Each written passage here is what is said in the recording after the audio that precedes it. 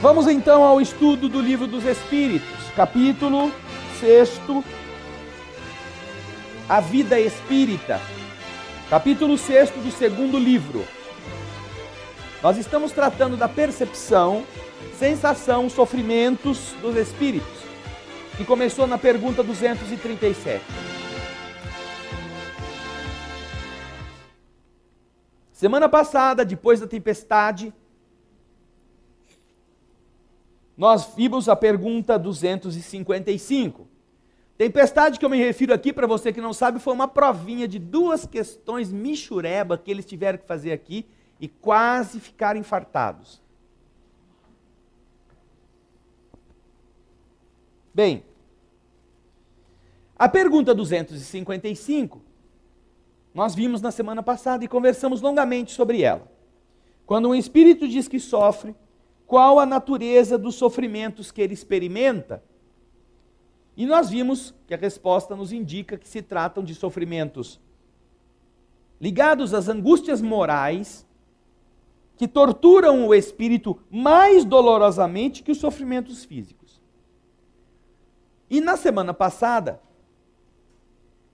nós comentamos como para nós também a dor moral é mais insidiosa, é mais torturante do que a dor física. Dor física a gente combate com remédios, analgésicos, anestésicos. Dor moral você não combate. Você tem que aguentá-la. E talvez o tempo seja a única forma de analgésico. Não porque ela diminua, não porque ela desapareça, mas porque, de uma certa forma, você aprende a conviver com ela. Por ser inexorável, por ser um caminho do qual você não tem como voltar. É muito doloroso perder um filho. E essa dor moral não há analgésico que resolva. O máximo que você consegue é viver amargando cada dia e, com o passar do tempo, conviver com a distância. O que, aliás, é muito bom. É uma forma de medicação, porque também amadurece em nós a noção de que nós não somos parte dos outros, nem os outros são nossa parte. Que nós somos capazes de viver sem determinadas pessoas ao nosso lado, de quem dependamos. É muito importante, e é por isso que às vezes é doloroso, porque nós não gostamos muitas vezes de ver uma vida com olhos objetivos.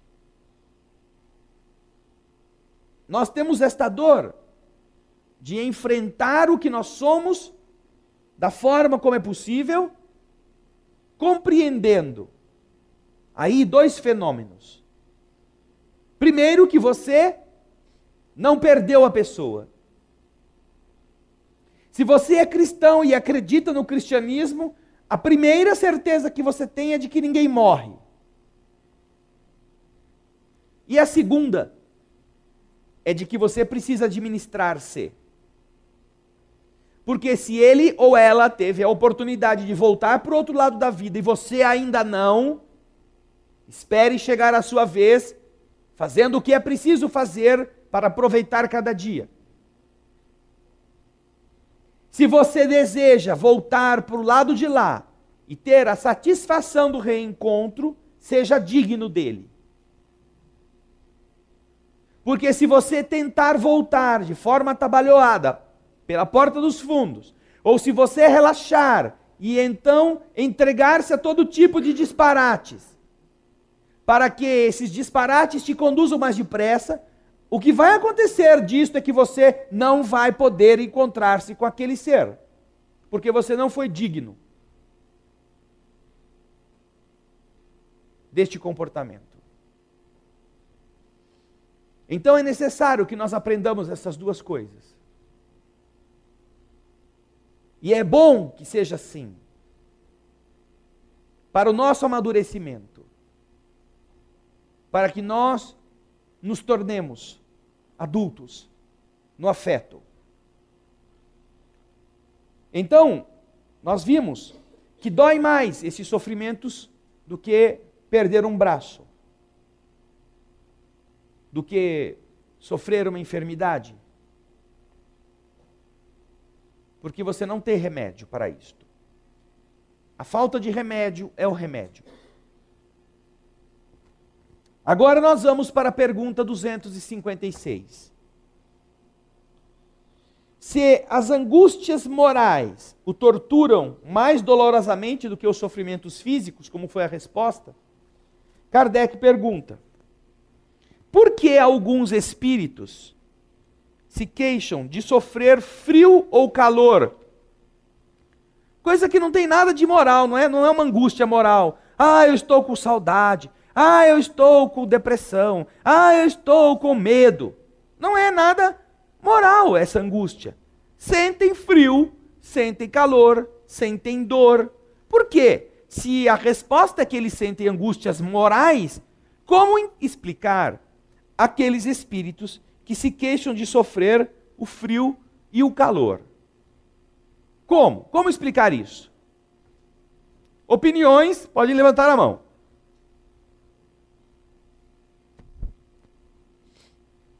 Como a resposta é longa, ninguém tem opinião até que termina de ler, né? Silvia, o que você pensa, Silvia?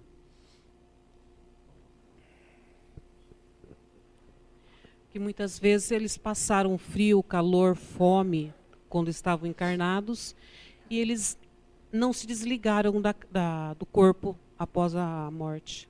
Como eles não se desligaram do corpo? Por causa da mente. A mente Mas não está desligado, então ele pode voltar?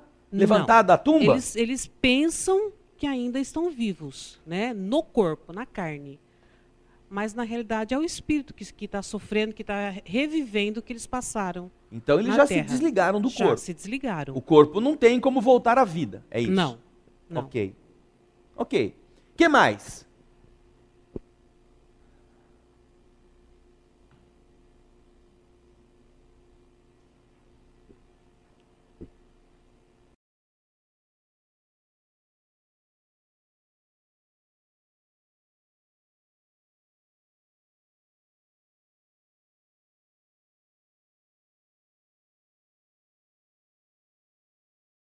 Se eu pisar no seu pé, você vai sentir dor. Dor física, certo? Se você tem uma decepção que eu te cause, se eu te calunio, se eu falo mentira a seu respeito, eu não toquei em você. Mas se aquilo foi algo que foi profundo no seu ser, você sente dor também. Que dor é essa? Exatamente o meu ponto de interrogação. Isso. Ela é moral, mas e daí a sua origem, não seria a origem, a sua existência para ter o efeito? Constitui-se de que elemento, de que substância? Ela existe? Sim, existe. Existe. É como o ar existe, eu não vejo. Isso. Ela existe. Sinto. Você sente, ela existe. Os componentes dela são diferentes dos componentes da dor física, certo? Sim. São diferentes. A dor física, você tem uma agressão a um tecido, este tecido sofre, ele dá um sinal, esse sinal percorre todos os neurônios até chegar na base do seu cérebro, o seu cérebro decodifica aquilo, até para se defender ele emite uma ordem antes até de você sentir a dor e você tira o pé ou tira a mão da chapa quente ou do espinho e você tem uma reação impulsiva para se proteger de uma dor que numa fração de segundo foi e voltou, mesmo até que você não tenha visto o tamanho do corte. Agora, mesmo essa dor física, ela tem uma ambiência própria da dor, que não é o próprio local onde a coisa aconteceu. Nós vamos chegar nesse estudo logo a seguir da pergunta 256. E você vai acompanhando a leitura que a gente vai fazer, vai poder entender esta substância. É diferente, mas ela tem algumas coisas peculiares com as outras maneiras de percepção da dor. Tá bom, Valdiner? Pergunta 256. Por que então alguns espíritos se queixam de sofrer frio e calor? Já deu tempo de todo mundo ler a resposta. Vamos lá. Quem tem alguma opinião? Lucas? Bom, eu entendo que a impressão que fica, né? Como tá até no texto, perdi o foco. Peraí. a intenção que fica no A texto, impressão, né? A impressão. Como diz na própria resposta, você tira o véu, uma blusa e fica com aquela impressão que a blusa ainda está no corpo. Dessa forma, né? você acha que isso é uma impressão? Que é por isso que ele sente dor, sente frio ou sente calor? Exatamente. Não seria... É que ele sentia no corpo. Sei, por estar passando ele por isso ele necessariamente. Exatamente. O que ele sentia no corpo, ele sente essa impressão no espírito. Seria um fenômeno reflexivo, Acredito que mais ou menos isso aí. não um fenômeno físico. Não físico. Quem concorda com isso, levanta a mão. Eu não estou vendo mão. Levanta a mão quem concorda. Levanta a mão. Vai levantar ou não vai, ô Norilei? Vai 1, 2, 3, 4. Vocês estão com medo até de levantar a mão, hein? Quem não concorda com isso, levanta a mão. 1, 2, 3, 4, 5. Você levantou a mão ou não, Rui? Você está assim, nariz, você se levanta. Vamos lá então, vamos começar com o seu ponto de vista diferente. Vai lá, Rui. André, ouvindo o nosso colega aqui, talvez a gente tenha muito pouco domínio da nossa vida aqui e nos influenciamos muito mais pelo que os outros falam, às vezes, do que aquilo que realmente importa de verdade para a gente. Eu acho que esse é um domínio que a gente precisa aprender a fazer aqui na Terra. Porque eu acho que é aqui que a gente sofre bastante, é aqui que a gente tem expiação. Se a gente não tem esse domínio aqui, deixar impactar pelo que os outros falam, para aquilo que é verdade para os outros e às vezes não é verdade, eu acho que você passa para outra vida com essa mesma sensação que você tem aqui. Às vezes dando importância a coisas que não são verdadeiras ou não são importantes, ou não consegue ter domínio sobre a sua situação. Então, eu acho que lá é muito reflexo daquilo que a gente vive aqui. Na maioria,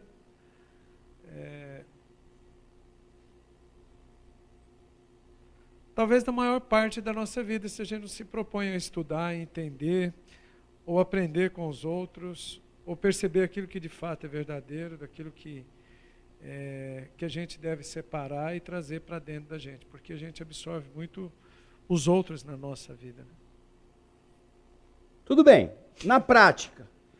Na prática. Eu acho que ele sente. Sente o quê? Ele sente Por quê? Por que ele ainda sente? André, porque ele não evoluiu espiritualmente. Os espíritos elevados têm menos sensações terrenas, menos sensações densas. Né? Eu acho que a sensação que ele tem, espíritos que sente frio ou calor, é porque ele está muito próximo a essa atmosfera, a essa vivência que nós temos aqui. Eu acho que elevado espiritualmente, com autocontrole, com desenvolvimento, eu acho que ele sentiria menos. Por isso que eu fiz essa comparação, que se nós aqui na Terra estamos mais evoluídos, nós sentimos menos esse impacto. Entendeu o que eu quis dizer? Você está meio se enrolando em uma mistura entre ser evoluído e sentir, não ser evoluído e não sentir. Mas, partindo do pressuposto que você, do plano espiritual, não tendo mais o corpo físico, vai ter sensações, como nós vimos até agora, por que Kardec pergunta que os espíritos sentem frio, sentem calor, ou sentem dor? Como isso se manifesta? Por quê? Ele carrega com ele coisas da matéria, porque a dor em si, nós vamos ver daqui a pouco, ela tem uma estrutura para ser comunicada ao centro que tem a função da dor. Nós temos pessoas hoje, crianças que sentem, que vivem em situações em que elas não sentem dor.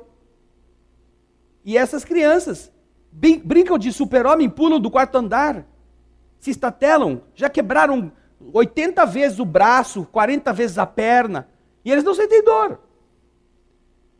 E isso, crianças que você vê na entrevista da Inglaterra, outro nos Estados Unidos, há um tipo de disfunção orgânica no corpo físico que impede que a criança tenha sensação de dor. Ela se queima e não sente dor. Ela pula da janela, se quebra e não sente dor. Tudo que ela vai fazer, ela faz com todo o arrojo de alguém que é indestrutível, só que ela é feita de carne e osso. Ou seja, quebra, fura, rasga, se queima, mas ela não sente dor. Então essa criança ela tem que ser super protegida pelas professoras, pelos pais, com roupas, com todo tipo de cuidados, porque se ela ficar exposta, ela não sabe que ela se cortou. É capaz de esvair-se em sangue ou ter um trauma grave sem saber. E isto nós estamos comentando apenas em função de uma situação biológica para a qual a dor, que tem uma função específica, não está sendo acessada. Agora, estamos falando de um corpo.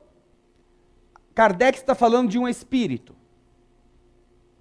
Como pode no mundo espiritual, o espírito dizer que sente dor? Para você sentir dor, você tem que ter o quê? No nosso caso de encarnados, o quê? O corpo que funcione, os terminais nervosos, as linhas de ligação entre as extremidades ou a superfície da pele e o nosso córtex cerebral, tudo funcionando. Se houver um obstáculo que impeça isso, você não sente dor. Uma das formas que a acupuntura analgesia uma pessoa é bloquear o feixe que transmite o impulso doloroso daquele local que está doendo ao cérebro. Com uma agulha no local adequado, a pessoa não sente dor. Antes ela estava subindo pelas paredes. Dali para frente ela não sente mais nada. Só com isto. E não estamos falando de espiritismo, de ação de Dr. Bezerra. Não. Estamos falando de uma ação mecânica, obviamente manipulando feixes de energia, lugares específicos, produzindo uma analgesia naquela região. Se for em uma outra região, é num outro lugar que você põe a agulha. E isso é milenar, isso não é de agora. Então o que você vê? Uma relação de causa e efeito que pode sofrer a intervenção humana no corpo físico. Como explicar em quem não tem corpo físico que ele possa dizer que tem dor? Como? Isso. Vamos lá. Ele tem a sensação. E a sensação é reflexo justamente dessa vivência que ele teve aqui. Ou seja, eu acho que quando nós transportamos para aquela vida, a gente não larga tudo que tem aqui. A forma de pensar, a maldade, o ódio, a bondade, o amor, nada. A gente transporta para lá. Nós transportamos coisas boas e ruins. E as pessoas que transportam isso e sentem lá dor, frio, como se verdadeiro fosse, apesar de não ter o corpo físico, e ter a sensação ampliada no plano espiritual, que foi aquela questão anterior que nós vimos, né? Ele transporta essas impressões, esses sentimentos, daquele mesmo modo, talvez, de pensar, penso eu aqui, para lá. Isso que eu estava, talvez, com a sua explicação, estou querendo sintetizar assim. Então, você concorda com o que o Lucas acabou de dizer, porque foi isso que ele disse. Reflexo daquilo que ele era quando estava na Terra, que ele carrega com ele para o outro lado, e que nas condições adequadas, que faziam com que ele sentisse aquele tipo de dor na Terra, ele volta a senti-la no plano espiritual. Certo? Concordo. É que eu acho que é um tema tão bom e interessante que nos leva a refletir sobre a nossa vida na Terra. Sim, mas espera aí, você vai fazer filosofia sobre isso. Nós não estamos falando de filosofia. Nós estamos falando de compreensão mecânica do processo. Entendeu?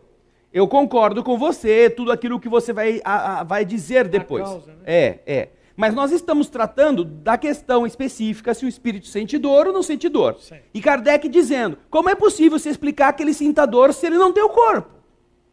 Certo? Então isso é uma coisa que nós estamos tratando e depois poderemos até voltar a esse outro aspecto da questão, que você suscita e que quando nós aprendermos a ter outro tipo de vivência, nós teremos outras reações quando formos embora daqui também, não é? Fala, Carlos. Antônio. Parece-me que a inteligência vai com o espírito, não é isso? Que a inteligência é do espírito, não é do corpo. Pelo menos acredito que eu tenho lido, é isso. E pela inteligência, ele tem uns reflexos de dor ou de frio que ele possa sentir após a desencarnação. Vai pela inteligência. Uma pessoa que não é inteligente, então não tem dor. Não, acho que todos são inteligentes a um ponto de sentir dor ou não. Não é uma dor, uma inteligência intelectual. Bem, a questão da inteligência nós já tratamos como sendo algo próprio do ser, mas não é o espírito, não é? É um atributo do espírito. Isso vocês vão encontrar na pergunta 23 do Livro dos Espíritos. Nós já estudamos isso lá no começo. O que é o espírito? O espírito é o princípio inteligente do universo. Qual é a natureza íntima do espírito? O espírito, com a linguagem humana, não é fácil de ser analisado. Porque o espírito não é uma coisa palpável. Para vós, ele não é nada. Para nós, é alguma coisa. Pergunta 24. O espírito é sinônimo de inteligência? Que é isso que nós estamos tratando nesse momento. Resposta. A inteligência é um atributo essencial do espírito. Todavia, como ambos se confundem num princípio comum, para vocês são a mesma coisa. No entanto, a inteligência não é o espírito, é um atributo do espírito, a inteligência, certo? Do espírito humano, ok? Ele é inteligente. A inteligência não é o espírito é inteligente, nesse sentido, tá bem? Agora, dentro da questão de guardar aquelas experiências dolorosas, nós não necessariamente precisamos atrelar isto à questão da inteligência, como a inteligência, como a questão intelectual da coisa, certo? Compreende? Fala, Antônio. A parte intelectual. Eu acredito que a inteligência leva às lembranças, né, do que ocorreu. Aquilo que você guardou, Isso. aquilo que você inteligiu, Isso. aquilo que ficou como experiência de aprendizagem Isso. em você. Isso. Né? Exato. Nesse sentido. Isso. Ok. O que mais?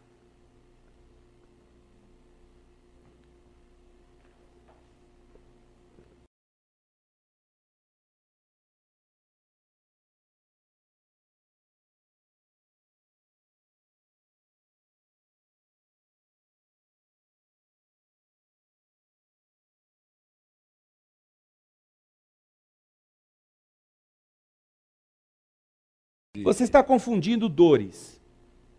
Você está se referindo a dores que aqui ele está mostrando como dores físicas.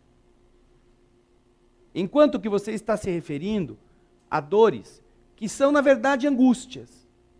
Que não tem nada de físico. Quando o espírito está já elevado e já compreendendo as dificuldades de cada um que ele queira ajudar e vendo que ele não consegue. São angústias morais que torturam. Mas não é porque ele é espírito superior que ele não vai passar por isso.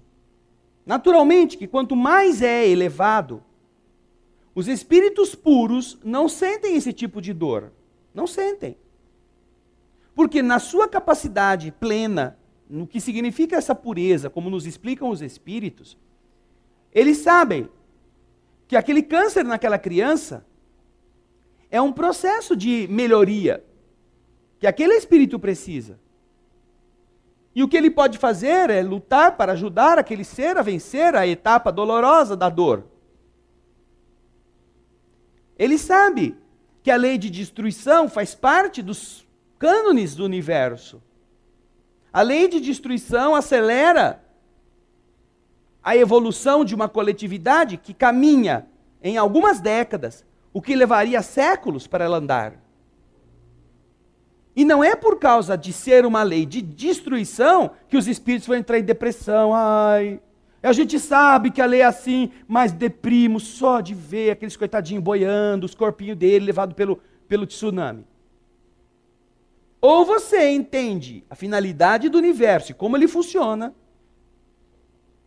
ou você nunca vai ser um espírito elevado. Como que você, sendo dentista, deprime cada vez que arranca um dente? Você, na condição de dentista, você sabendo que aquele dente não tem mais saída, que se ele ficar na boca do seu paciente, o seu paciente vai ter dor e ele pode morrer de infecção generalizada, você agradece o buticão que existe e deixa você arrancar o dente. Você depois dá um jeito, faz uma forma de ele implantar um outro dente, colocar hoje um monte de recursos para tampar o buraco. Mas, quando você compreende a finalidade, a mãe vai falar assim: ai, doutora, o Juninho vai ficar com buraco no fundo do dente, todo mundo vai dar risada dele na escola, vai chamar ele de janelinha. A mãe que não entende o que é um dente inflamado, um dente podre, um dente que pode matar o filho dela. Mas o dentista que estudou, que sabe como aquilo pode ser ruim para o corpo todo, ele não tem dúvida. Ele faz o que precisa fazer a benefício do seu paciente. Porque ele sabe como funciona. Na medida em que nós evoluímos, esses conceitos passam a ser mais plenos no nosso modo de agir, no nosso modo de ser. Não tem nada com compaixão. Não há nada incompatível com a piedade, o desejo que a pessoa seja feliz. Não, não tem. São coisas que, cada uma no seu estágio evolutivo, ajudarão o ser a melhorar. Ajudarão. Quem já leu o livro Sexo e Destino aqui, levanta a mão. O livro Sexo e Destino é uma obra-prima do espírito André Luiz, através do médium Francisco Cândido Xavier. E a recuperação daquele grupo familiar. O instrutor do livro fala: eu estou cuidando desta família há alguns séculos. Deste grupo que está renascendo e renascendo e renascendo, eu venho cuidando dele há alguns séculos. Mas nunca, nesse tempo todo, eles caminharam tanto quanto em 50 anos. Depois do que aconteceu com o acidente da fulana, que não precisava ter sofrido aquilo, e aquele tudo faz um furor naquele grupo familiar, e ao longo de 2 décadas, 3 décadas, todos se reestruturam, moralmente falando. Quem fala isso é o instrutor espiritual que conduz a trama do livro. Hã? O Ribas, o Gaspar está dizendo aqui, é o Ribas. Eu acho que não é o Ribas, não. Você entrou aí, Ana Paula? Também eu acho que não é o Félix. Vamos ver aqui. Peraí, vamos lá. Não, em qualquer lugar você vai ver o nome do instrutor. Procura aí. Talvez seja o Félix. É aqui, é o Félix. O instrutor, ele agradece a Deus a tragédia moral do pai que substitui o namorado da filha adotiva, que na verdade era filha dele, no bordel, para estuprá-la. e ela descobre aquilo, e ela depois tenta se matar, tomando veneno de rato, e quando ela não consegue, porque o mundo espiritual tentou preservar a sua vida, fazendo o farmacêutico dar um sonífero, e ela acorda meio zonza, sendo abusada pelo gari que estava na praia, ela vai atravessar a avenida fugindo dele, ela é atropelada, e ela fica quase 12 dias ou 2 semanas em coma no hospital. Ele agradece tudo isso ter acontecido, por quê? Porque já fazia alguns séculos que ele estava tentando fazer essas pessoas entrarem no eixo e não entravam. E esta dor, o arrependimento, a vergonha do que ele fez, depois que ele descobre tudo, modifica o seu caráter. Ele se transforma numa outra pessoa. Então, o processo de dor, na forma pela qual nós que vivemos no horizontal classificamos, é diferente para os que vivem no vertical. Para aqueles que estão olhando de cima e podem abarcar o passado, o presente e vislumbrar o futuro, é uma outra forma de interpretar. Por isso esse negócio de que o Espírito sofreu. Não, ele sofre porque ele ama e ele não gostaria. Você acha que Jesus não sofreu? Quem acha que Jesus não sofreu aqui? Levanta a mão. Agora, o que Jesus sofreu? Ele foi chicoteado por Pilatos. Ele foi cuspido. Ele foi obrigado a carregar a cruz. Isso sofre? Faz o corpo sofrer ou não? Faz. Ele ficou sem comer, ficou sem dormir. Ele chegou lá e foi preso, com pregos desse tamanho, nos 2 braços, na perna. Foi crucificado, teve que ficar em pé se segurando. Faz sofrer ou não? Mas foi esse o sofrimento de Jesus? Que para nós seria insuportável, fisicamente falando? Qual foi o sofrimento do Cristo?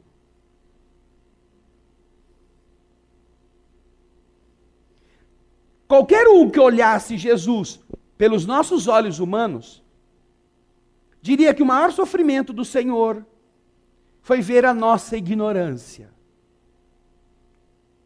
Foi ver como nós ainda éramos brutos, como nós éramos animalescos. Mas eu não tenho dúvida, que se nós pudéssemos por uma fração de segundo olhar Jesus pelos olhos de Jesus, Jesus não estava sofrendo. Jesus estava feliz. Não porque fosse masoquista, mas porque ele veio fazer o que era necessário fazer para que a gente acordasse. E se há algum temor que as Escrituras relatam que Jesus sentiu, se há algum momento em que se pode dizer, Jesus pede ao Pai que o ajude, é que ele não fraqueje diante do desafio. Afasta de mim esse cálice, Senhor. Mas se isso não for possível, que eu o beba até a última gota. Que eu tenha força de ir até o fim. E quando o Senhor está se despedindo,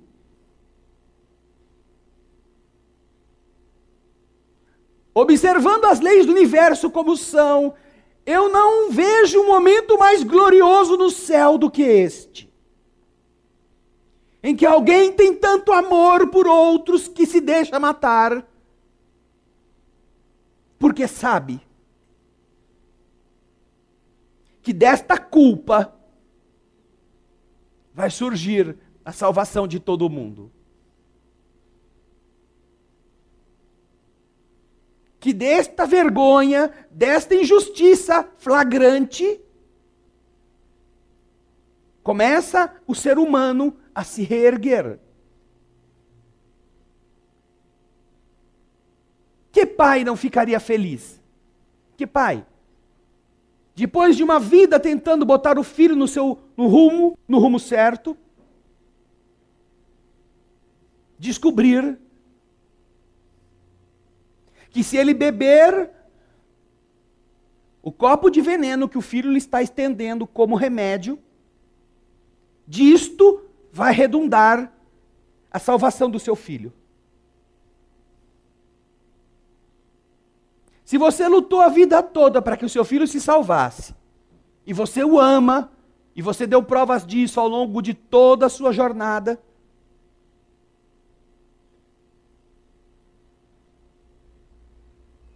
você beberia esse copo de veneno.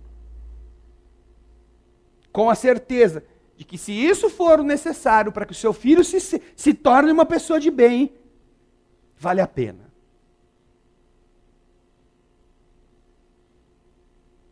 Do nosso olhar humano, pequeno, miserável, alguns imaginam que Jesus sofreu da chicotada, dos cuspes, da fome, do cansaço, do sono, de carregar o peso, de ser pregado, ou de ter uma lança enfiada no seu lado para matá-lo de verdade, ver se ele tinha morrido.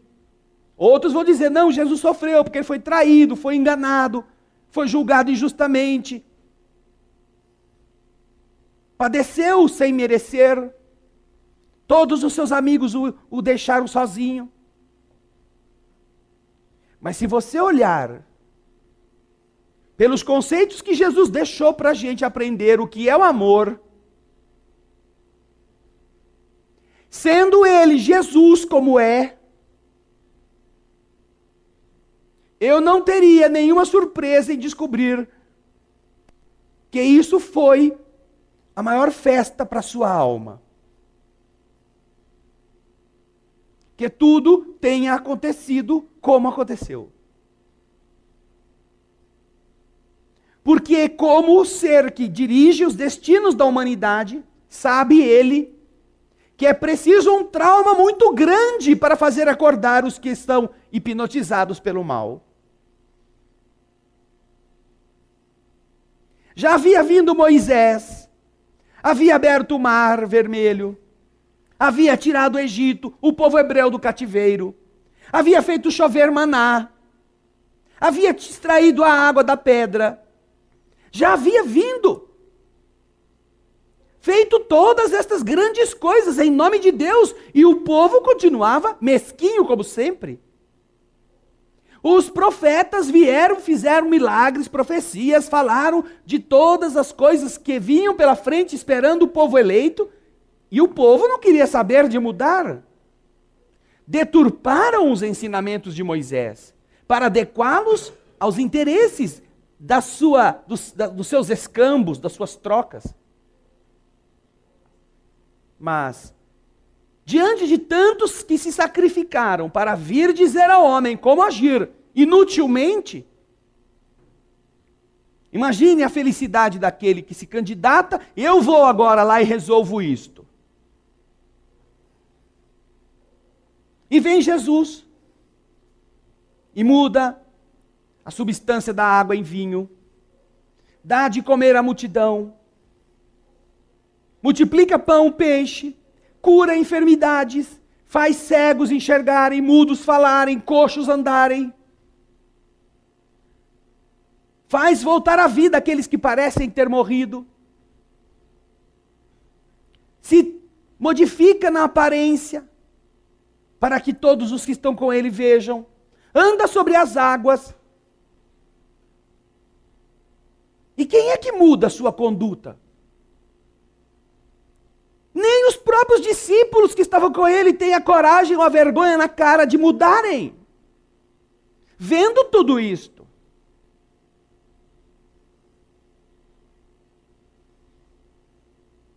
Você imagina então que alegria você deve sentir se você quer fazer aquele povinho tão chucro acordar? Ele diz, algum de vocês vai me trair, mostrando, eu sei como as coisas vão acontecer, eu sei como vai ser, eu não vou te trair não, Senhor, você, Simão, põe a barbinha de molho, porque antes que o galo cante, você vai me negar 3 vezes. Jesus sabe de todas as coisas, sabe do que ele vai ter que passar, sua sangue, tal estado de tensão que ele está prenunciando para ele próprio. no Jardim das Oliveiras, no momento em que ele vai orar, conta a Escritura que o seu suor é de sangue. E isto é um fenômeno que a medicina explica. Quando nos vasos que irrigam as glândulas sudoríparas, a tensão é tão grande que eles se rompem. E ao invés de sair o suor normalmente, sai um suor empastado de hemoglobina. Efeito este próprio da tensão, de coisas que ainda não aconteceram. Jesus ainda não foi preso, ele está rezando.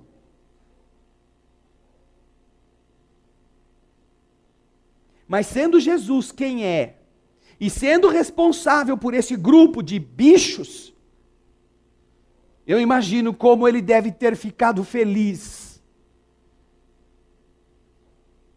de os bichos terem feito aquilo que era necessário fazer para que um dia deixassem de ser bichos.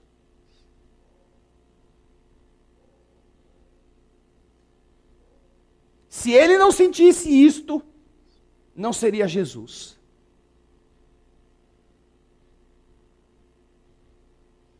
Se Jesus não sentisse ventura por ter chegado a este ponto e ter vencido a dor física de um corpo que ele tinha que administrar e dar exemplo até o fim, ao ponto de pedir que Deus nos perdoasse porque a gente não sabia o que estava fazendo, amando até a última gota, ele não seria Jesus. Ele não seria digno. Por isso, eu não tenho dúvida, pessoalmente falando, que nem a dor de ver a gente tão atrasado foi maior em Jesus do que a gloriosa sensação de vitória sobre o mal. De abastecer aqueles que ele ama de um exemplo que os vai enaltecer, que os vai acordar.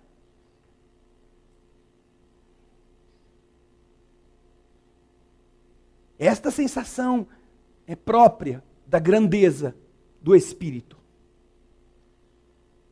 Algo de onde a gente ainda está muito longe.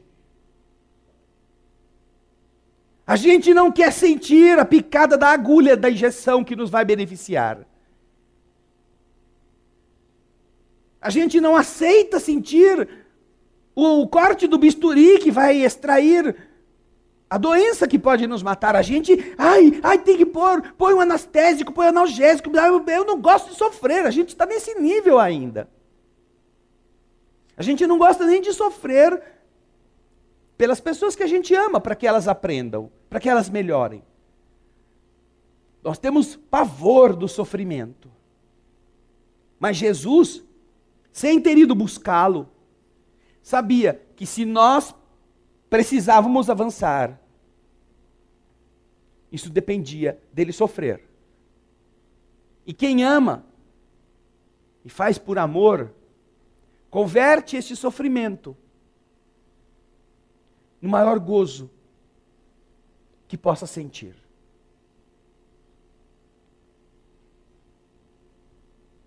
Então, entendamos as diferentes acepções do sofrimento, Valdiner. Na medida em que os espíritos se elevam, qual a consideração que eles têm em relação à dor física? Mas nenhuma dessas questões está envolvida na pergunta 256, que é muito clara. Pergunta 256. Por que então alguns espíritos se queixam de frio ou calor? Ou seja, se refere à questão a sofrimentos físicos normais de alguém que está à noite ao relento ou que está perto do fogo. Frio e calor. Sensações próprias de corpos físicos, que os espíritos já não possuem mais. É esta a ambiência da questão que Kardec faz. E agora a gente vai ver a resposta. Por que que eles sentem isto? A resposta diz: lembrança. Lembrança. Lembrar quer dizer o quê? Ana Paula, por favor. Lembrança.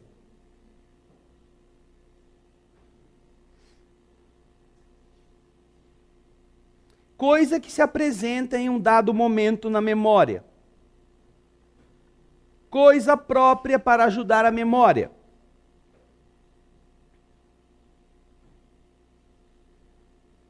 Alvitre, inspiração ou ideia.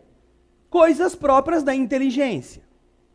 Você captou, guardou, arquivou, e de alguma forma aquilo volta. Certo? Então a resposta começa por aí. Lembrança, esse frio e este calor, daquilo de que padeceram durante a vida. Às vezes tão penosa, algumas vezes como eles viveram na realidade do seu dia a dia. Lembrança do que padeceram durante a vida, tão penosa algumas vezes como a realidade. Frequentemente, é uma comparação que fazem para exprimirem melhor a sua situação. Quando se lembram do corpo, experimentam uma espécie de impressão, como quando se tira um capote e se crê ainda vesti-lo algum tempo depois. O espírito não tem mais o corpo, portanto não tem mais aquela dor que o corpo produz. Mas algo existe nele que o faz interpretar determinadas sensações com base nessas lembranças, naquilo que ele já vivenciou. E é por isso, então, que alguns se apresentam queixando-se de sensações dolorosas, sensações de frio, sensações de calor, que são naturais em pessoas que têm corpo físico, mas que não são concebíveis fora da existência material, a não ser como um reflexo, como uma lembrança, como algo que a gente aprendeu e continua, vamos dizer assim, como que interpretando pela situação que está passando. E uma vez que o espírito não tem mais o corpo, e ele não sabe direito como é que ele está, ele vai tentar explicar a sua sensação com base naquelas experiências que ele arquivou de quando estava na carne. Então eles se queixam de que estão afogando, que estão sem ar, que estão morrendo sufocados, que estão pressionados, apertados, amarrados. Exatamente por terem tido estas experiências durante a vida física. Mas não é só isso. Não é só isso.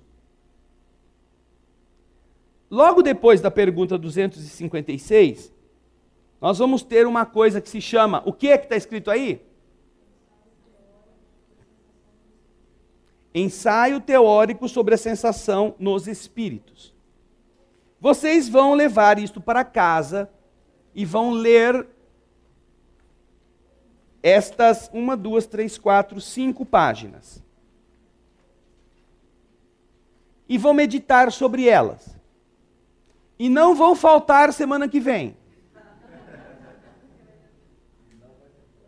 Não estou dizendo que vai ter prova, nem estou dizendo que não vai ter.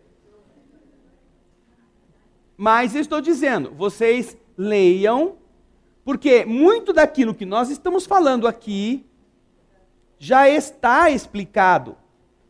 Dúvidas que o Valdiner aqui colocou, que o Rui aqui também falou, são abordadas nessa análise. E, inclusive, é isso que eu estou dizendo, que não são apenas lembranças que fazem o espírito sentir a dor como ele eventualmente a tenha vivido. Ele dá um exemplo aqui, ao tratar desse tema. Alguns espíritos se manifestam nas reuniões mediúnicas e dizem que eles estão sentindo que o seu corpo está sendo comido pelos vermes. E, no entanto, se fosse uma lembrança, o que precisaria ter acontecido? Que quando ele estava encarnado, ele tivesse passado pela experiência de ter sido comido pelos vermes. Coisa que não aconteceu. Portanto, Kardec aprofunda essa questão explicando: não é só uma questão de recordar coisas que ele já passou, mas tem um outro fator que ajuda o espírito a sentir dor em circunstâncias que antes ele nunca viveu. E ele está explicando aqui. Então, vocês vão ler, e na próxima quarta-feira nós estaremos tratando de esmiuçar o conteúdo deste estudo teórico sobre a sensação nos espíritos. Isso serve para você que nos assiste. Você que está em casa aqui, eu vou acordar o Gaspar que está dormindo, sentado. Você que está assistindo, né? Leia o ensaio teórico que está na pergunta 257 do Livro dos Espíritos. Você vai ver quantas coisas são interessantes e explicam para nós, principalmente para aquelas pessoas que trabalham em reuniões mediúnicas, você que vai a casas espíritas, você que tem muitas vezes tarefas de doutrinar entidades, que passa por experiências nesta área e às vezes precisa entender que não adianta falar para o espírito: você já morreu, você não tem mais o corpo, você não sente nada. Não é desse jeito. Esse ensaio teórico é muito útil para nos ajudar nesta tarefa de sabermos o que dizer, de sabermos como orientar essas entidades aflitas. Por isso, para você também, isso é importante. Não fique esperando na próxima semana que a gente venha falar sobre isso aqui, para que você apenas fique ouvindo. Seja um agente da sua alfabetização espiritual. Você faz isso com você. Medite, leia, sublinhe. Olha, eu estou falando para você fazer uma coisa que eu já fiz. Ó, tá vendo? Tá tudo riscado. Ó. Eu já li. Mesmo sabendo que hoje nós não iríamos abordar isto, ó, tá aqui, ó. Dá para ver que tá riscado aí, Andrezinho? Ó, tá riscado. Tá riscado porque eu leio, risco. O que eu acho importante para meu aprendizado. Se fosse necessário, eu falaria do texto todinho aqui para vocês, porque eu já fiz essa lição de casa. Não venho aqui pedir que vocês façam alguma coisa que ainda não foi feito. E eu espero que vocês possam desfrutar dos ensinamentos que eu desfrutei também ao ler o texto, meditando sobre ele. Semana que vem nós vamos tratar todo o período do nosso encontro desta pergunta 257, ok? Bom, agora nós vamos aos nossos irmãos e irmãs que deixaram suas dúvidas para o nosso encontro de hoje. O Beto de Sumaré pergunta para nós: o espírito ligado mesmo que temporariamente à matéria durante o processo do desencarne sente a decomposição do corpo? Bem, ô Beto, a questão da decomposição orgânica, que alguém possa sentir, não está ligado diretamente ao processo do desencarne. Está vinculado ao apego do espírito à carne. Quanto mais nós estivermos numa vida física, presos aos costumes que brutalizam nossa vibração do perispírito, mais nossas moléculas perispirituais estarão vibrando na mesma faixa vibratória próxima da vibração densa. E quando o corpo ele corta essas ligações magnéticas, o espírito continua sentindo como se fosse um corpo físico. Mas isso porque a alma não percebeu a alteração entre um corpo de carne densa e a densidade do seu perispírito. Tal é o nível em que ele se encontrava vibrando, muito próximo das questões materiais. E é por isso que mantém o espírito essas sensações. Este apego faz com que ele sinta, ele vai estar presente. Às vezes ele foi educado que aquele corpo é sua última morada, e ele fica lá, e aí ele começa a ver o negócio ficando roxo, estufado, explodindo, e aí aquela coisa vai entrando também na sua mente, ele vai sentindo tudo isso. Ah, mas não tem os espíritos protetores? Os espíritos protetores, eles não vão lá ajudar o cara? Eles estão tentando ajudar a vida inteira do cara e o cara nunca quis saber deles. O melhor protetor agora para esse espírito é exatamente ele ficar sem protetor.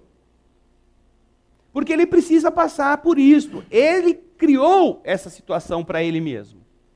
Nada melhor que agora ele administre. Porque se algum protetor for lá e tirá-lo dessa situação, ele não aprende nunca. Numa próxima vida ele vai continuar fazendo as mesmas doidivanices, esperando que na hora H o protetor vai lá e limpa o pedaço dele. O universo não é feito desse tipo de protecionismo. Esse protecionismo não educa, não ajuda a crescer. O universo é construído através da disciplina, da liberdade e da responsabilidade. E assim, Beto, o que mantém a pessoa presa ao corpo físico é exatamente o apego dela em relação às coisas materiais. Quanto mais ela aprender a se desapegar em vida, menos ela vai ficar vinculada às sensações do corpo físico em decomposição. Agora, há um fenômeno muito comum, relatado por algumas das entidades que deixaram a vida física pelo suicídio, que nestes casos, geralmente, o espírito desencarnante, pela ação agressiva contra o próprio corpo, ele tem que passar por isso como um processo de aprendizado. Não é como vingança, mas ele tem que aprender. E ele vai aprender passando pelos efeitos negativos da sua postura arrogante em relação às provas que ele tinha que enfrentar, a expiação que ele merecia. Tá bom? Então, Beto, não é todo mundo, portanto, que vai precisar sentir a decomposição do corpo. Não é. Mas é muito mais gente do que a gente imagina. Ah, ele era tão santinho, ele ia na igreja todo domingo. Ah, ele não perdia um passe lá no centro espírita. Ah, ele ajudava na pizza, ele ajudava na cesta básica. Ah, e ele, agora que ele morreu, então, já está voando com uma asinha de pena de galinha. Às vezes está lá, ó, sentindo as influências negativas daquilo que, na sua essência, ele era. Porque tudo que nós estamos falando dele, muitas vezes não é ele. É o que nós pensamos que ele é. O que ele é, às vezes, nem ele se deu conta ainda. Vai depender de como ele de verdade vibrava quando estava na Terra. Tá bom? Muito obrigado, Beto. Um grande abraço para você. Agora vamos lá para Tianguá. Nós temos nossos irmãos Jorge Miranda, a Ana Carla, a Ana Vitória, de Tianguá, no Ceará. No caso de dores nos espíritos, pergunta o Jorge, qual é o processo que ocorre nos casos de ideoplastia, no qual espíritos formam instrumentos de tortura, correntes, etc. E há casos também que alguns plasmam armas que lançam uns contra os outros e que realmente relatam nas literaturas espíritas que estes mesmos espíritos se ferem e sangram. Eles sentem as dores através da mente ou há um tormento no corpo sutil dos mesmos? Ô, Jorge, vamos usar a sua pergunta na próxima semana. Se você ler o resumo o ensaio teórico dos espíritos sobre a sensação, você verá o que acontece. Que, obviamente, não pode ser uma resposta orgânica, porque eles já não têm mais o corpo. Se eles se flagelam, se eles se auto-agridem, ou se eles mutuamente se agridem, estes processos de agressão, quando são no mesmo padrão vibratório, produzem os efeitos que a mente de cada um permite, a densidade dos seus sentimentos, das suas vibrações, é capaz de suportar. Mas não estamos falando de dores decorrentes de uma chicotada na carne, como é o nosso caso. É diferente. existem pressões, e você vai ver muito claramente este processo ao ler o livro Libertação, de André Luiz e Chico Xavier. Por falar nisso, alguém leu o livro Liberação, que eu falei há 2 semanas atrás? 1, 2, 3. Então, liberação também explica processos desse tipo. Agora, libertação vai dar uma noção muito clara a respeito de como é a técnica destes espíritos. Inclusive relatando os fenômenos de licantropia, quando pela ação mental, pela ação magnética superior ou insidiosa, superior nesse sentido, né? Violenta, mais agressiva, um espírito que tem dúvidas sobre sua própria conduta, que tem culpas na consciência, assume a forma de uma loba, uma forma que o indutor hipnótico diz que ela é. Para você ver como é que funcionam, quão poderosa é a ordem mental sobre um espírito que tem culpa. Porque ele assume a forma de uma loba. Mas não foi porque o outro transformou-a em loba. Não. Foi porque a pessoa que estava ali, sabendo que tinha feito coisas erradas, que era uma devedora, que merecia realmente um castigo ao ouvir a determinação, a indução psíquica da entidade que a estava julgando, e era um processo de julgamento, assume a posição de um lobo. Relatado pelo espírito André Luiz, com todas as peculiaridades que o ensino e o entendimento das leis espirituais nos favorece. Tá bom? Então, Jorge, muito obrigado pela sua pergunta, e nós poderemos depois, na próxima semana, também avaliá-la dentro do contexto deste ensaio teórico que vem a seguir. A Clotilde Facione, de Florianópolis, em Santa Catarina. As lembranças das dores, do frio e do calor ficam impregnados no perispírito. Daí porque, mesmo depois de desencarnados, eles têm sensações? Bem, vamos meditar a respeito do que é o perispírito.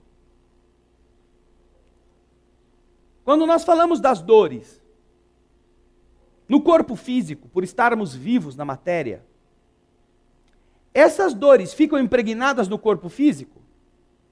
Ou não? Juliana, você que é enfermeira, está quase dormindo? Essas dores ficam impregnadas no corpo físico? As dores do perispírito? Não, as dores do corpo físico. Ficam por um tempinho. Ficam impregnadas no corpo físico? Ficam. Ficam por um tempo. No corpo físico? No corpo por um físico. tempo. É? É mesmo? Por um tempo. No corpo físico. Fica. É o corpo físico que dói. Não estou entendendo. Vamos lá. É que ela estava lá em Júpiter, estava passeando por lá. Aí ela foi puxada assim pelo cabelo. Nós temos um corpo de carne. Quando você tem, por exemplo, um machucado. Eu conheço uma pessoa que adora pegar uma faca e cortar o pão. E quando corta o pão, corta a mão junto. E quando vocês verem essa pessoa no vídeo, ela vai estar vermelha. Porque é ela mesma. Então, é a sua mão que tem a lembrança da corte da faca? Quando você olha, ai, mãozinha, ela fala, ai, cortou a minha mão. Você me cortou, como está doendo? Não, não é minha mão. É a sua mão que tem a lembrança da dor? Não. Onde está a lembrança da dor? Na minha mente. Na sua mente. A sua mão sofreu o corte, não é? Mas é a sua mente que guarda a dor. Às vezes você vê determinadas cenas na televisão de acidentes, certo? Aquelas cenas que você vê negócio acontecer, a primeira coisa que você sente é o quê? Um frio na barriga. Só de imaginar a dor que a pessoa possa ter sentido. Ah, você vê a manchete. Criança cai do 4º andar e morre espetada na grade do prédio. A dor não é em você. Não é? Você não sentiu a dor, não foi você que se espetou nem com uma agulha. Mas você só de imaginar um negócio... Ai, você já imagina aquela coisa toda aqui, como aquilo te causa um impacto. Ou seja, nos dois exemplos, você não tem corpo físico nenhum guardando memória de dor. Agora, a dor que você sente ou você imagina quando ouve a notícia na televisão, não dependeu de você ter passado por ela, porque você eventualmente nunca caiu nem nunca foi espetado em uma grade. Dependeu de você imaginar como deve ser. É uma dor difusa, mas é uma dor estranha, porque faz você senti-la de uma forma diferente. Você imagina. Mas isso por quê? Porque a sua mente guarda, arquiva certas coisas. Se nós temos isto no corpo físico, ou seja, não é o corpo que armazena a dor, não é o corpo.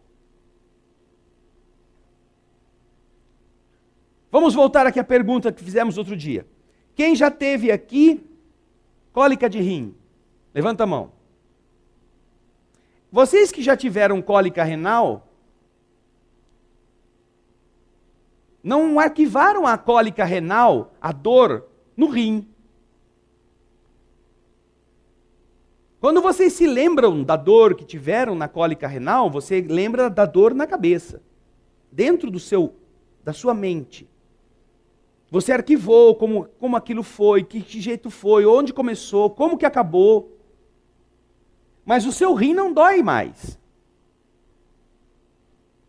Não é ali que você vai sentir, quando lembrar da dor, a dor de novo. Então, Clotilde, a única diferença da sua pergunta para o que nós estamos falando aqui é que nós estamos considerando o corpo físico, corpo carnal, como sendo o veículo da dor.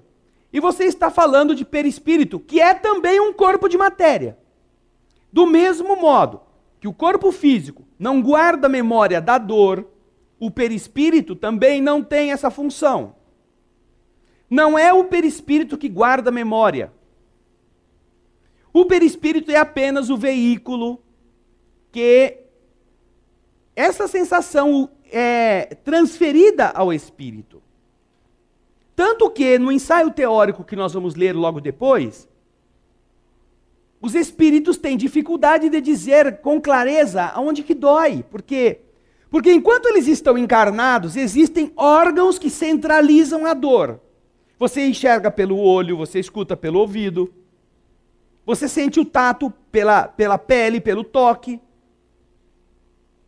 Mas quando você perde essa estrutura organizada do corpo físico, você enxerga por onde?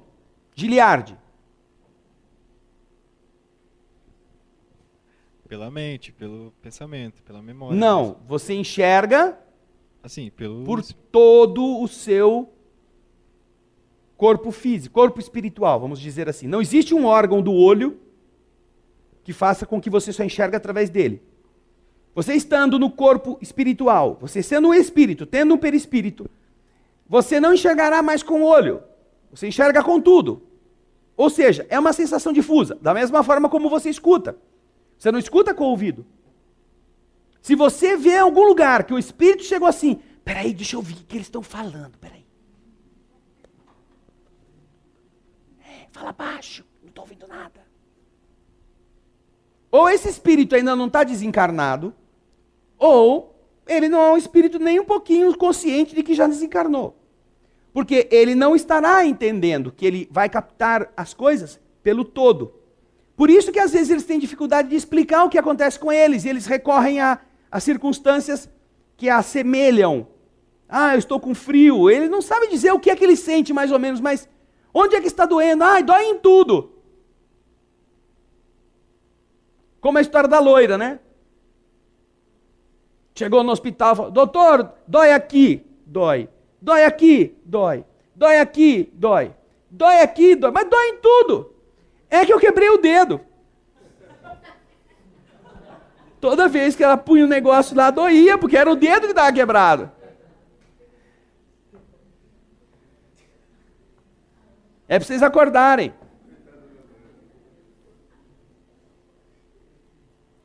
Então,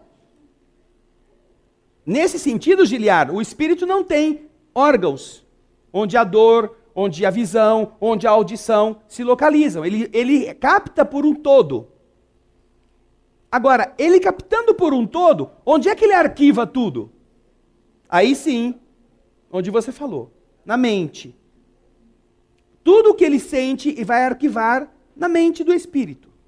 Portanto, Clotilde, o perispírito, ele não terá a função de guardar sensações, impregnar no perispírito. Não, fica impregnado nele como alma, como ser pensante.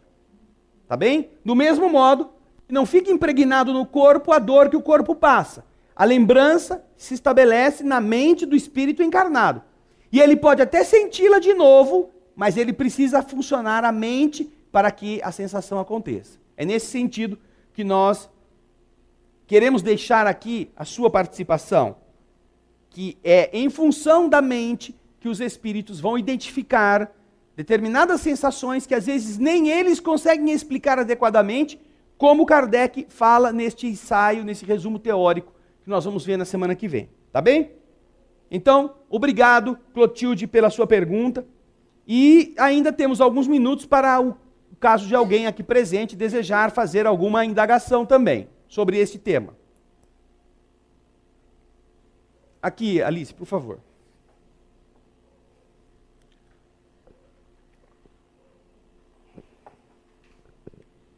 Então, a minha dúvida é justamente isso. Porque se o corpo físico não sente dor, é o espírito que sente. Então, no caso, a pessoa tem lembrança porque ele guardou na mente. É essa a minha dúvida, que Sim. o corpo não tem dor. Sim. Então, quando fala de recordação, de lembrar do passado, ficou arquivado na mente.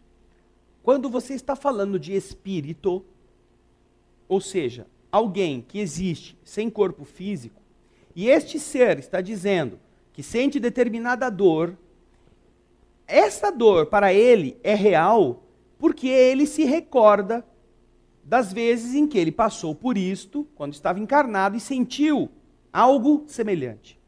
Mas nem sempre é por aí que as sensações são explicadas. Porque há também um outro fator, que é o fator de ele, vendo que ele está numa situação que ele nunca passou antes, ele imaginar o que é que aquela situação faria com o corpo dele e passar a sentir aquilo que o corpo eventualmente sentiria. Ele nunca caiu do 10º andar do prédio. Ele nunca teve essa sensação do que é cair e se estatelar. Mas ele pode sofrer com a situação de sentir-se caindo, por já ter imaginado que seja alguém cair do prédio. Então são sensações que ele desenvolve, não necessariamente só porque ele já passou por elas. Uma das hipóteses, uma das explicações é esta. Ele sabe o que é queimar a mão, porque ele já teve essa experiência da vida, e então ele sente a dor quando ele se sente no meio de um incêndio. Ah, eu estou pegando fogo. Então ele sente aquele calorzão, aquela coisa que o consome. Então ele relata isto. Mas ele também pode relatar certas coisas que são produto da sua função mental ativada, imaginando o que significa aquilo, sem nunca ter passado. Ah, eu sei que se alguém me enfiar debaixo da água e eu não tiver como respirar, eu vou morrer afogado, eu vou ficar afogado. Ele pode então, sem nunca ter morrido afogado, relatar uma sensação de afogamento, como o próprio Kardec nos explica. Certo? Agora, naturalmente, nesta explicação estamos falando de espíritos. Tá? De espíritos. Porque encarnados tem outro processo para poder arquivar e reviver essa dor. É diferente. Você revive mais facilmente uma dor moral do que uma dor física. Com uma dor moral encarnado, você é capaz de chorar de novo, porque quando você tinha 15 anos, o namorado te traiu. E agora você vai contar a história para sua neta e você chora de novo, como se tivesse sido ontem. Mas se você for lembrar da apendicite que você teve, por isso que o namorado te traiu, porque você teve uma apendicite danada, ele falou, eu vou ficar com uma mulher dessa aí, toda estourada, eu vou procurar alguém que tem saúde.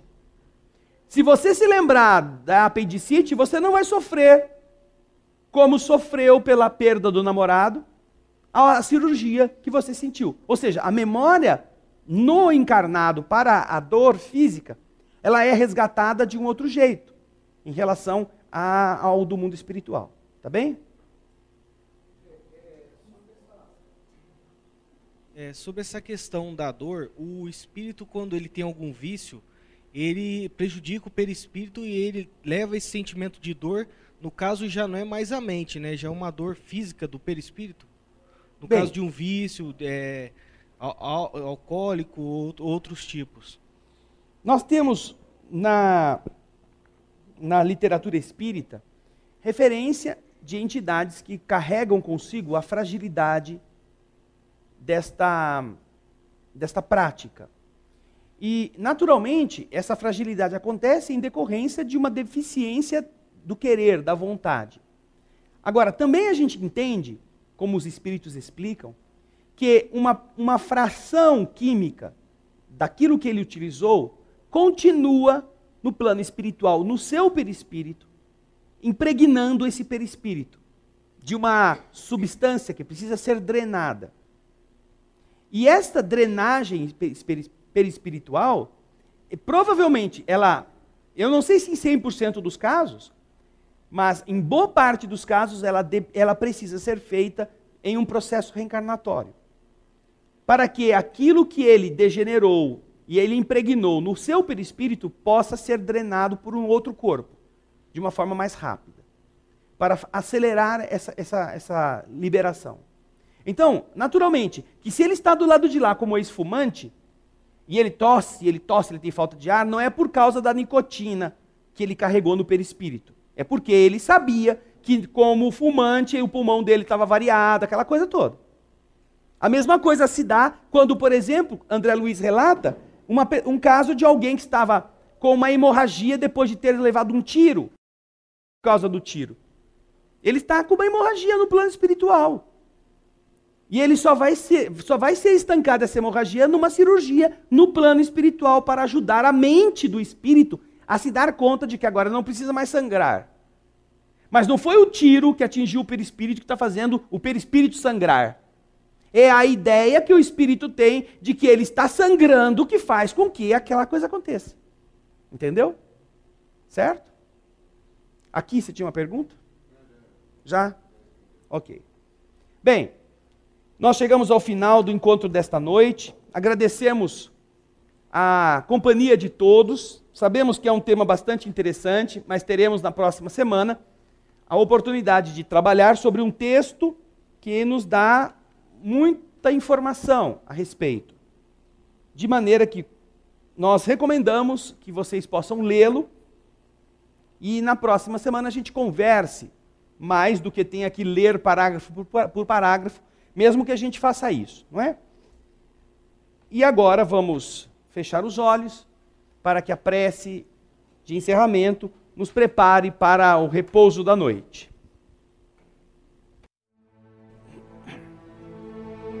Obrigado, Senhor. Tantas são as coisas que nós ignoramos, e tanta é a generosidade divina que nos instrui. Que nós lastimamos, Senhor, por já termos perdido tantos séculos ou tantos milênios na preguiça, na falta de vontade, de aprofundar, de ler. E com isto entendemos também o porquê do sofrimento que a gente carrega, o porquê das dificuldades diante dos desafios, porque é difícil vencer tendências. Mas nada disto com aquele peso do passado, como se fôssemos condenados às penúrias eternas. Nós lamentamos, Senhor, não como aquele que chora à beira do caminho, mas como aquele que anda chorando, mas não para, como aquele que não reclama mais do pedregulho pontudo, do buraco na estrada, como aquele que não se incomoda mais se tiver que subir, se tiver que ser crestado pelo sol quente, como aquele que segue em frente, apesar de reconhecer que já poderia estar bem mais adiante do que estamos. Obrigado, Senhor, pela paciência, pelo empenho de tantos espíritos, cuja linda tarefa é a de embelezar nossa vida, é a de nos empurrar, linda e árdua, desafiadora mesmo para a vontade que tem, de nos fazer melhores, de nos inspirar boas ideias. Que nós possamos parar de dar trabalho, que possamos aprender a fazer o que é necessário, para que também sejamos agentes do bem, cooperadores na casa do Pai. Que possamos voltar em paz aos nossos lares. Que amanhã, Senhor, nós nos levantemos com a alegria de estarmos enfrentando os problemas que temos para vencê-los. Não de uma forma imediata, não em 24 horas, mas vencermos no tempo adequado à nossa renovação. Todo dia, lutando para fazer o que é necessário. Obrigado, Jesus. Obrigado, Espíritos amigos. Que cada irmão e irmã que nesse instante ora conosco, em qualquer lugar do Brasil ou do mundo, possa unir-se a esta teia luminosa de esperança com a qual envolvemos a terra, seus governantes, todos aqueles que estejam envolvidos nos destinos da humanidade, para que a teia da bondade atenue o ódio, acalme as angústias e pacifique as mentes. Que seja de paz, Senhor, nosso esforço no mundo, mesmo que ele possa ser conduzido ao conflito, que nós não conflitemos, que nós amemos. É o que nós te pedimos na oração que deixamos aos teus pés, com a qual encerramos o estudo de hoje. Pai nosso.